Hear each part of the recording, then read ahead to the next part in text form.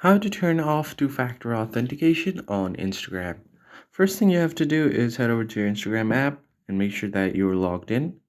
Then you just need to go ahead and tap on the profile at the bottom right. After that, just head over to menu icon on the top right corner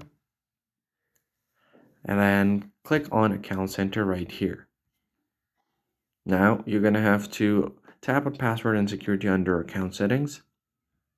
And then you have two-factor authentication right below Change Password.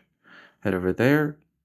And now just select the one that you want to disable. I have this Instagram account where my two-factor is enabled.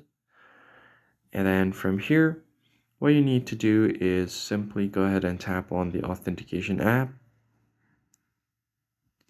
And as you can see, I have turned on the Authentication app, but if you have the additional methods like SMS or WhatsApp, you could do that as well. So here I have turned on the Authentication app. So in order to turn it off, I just need to go ahead and toggle this off right here. And now it's asking me to turn off two-factor authentication. So just tap on turn off. And as you can see, the authentication app mode has been turned off. So that's pretty much it. I hope this tutorial was helpful to you. I'll catch you on the next one.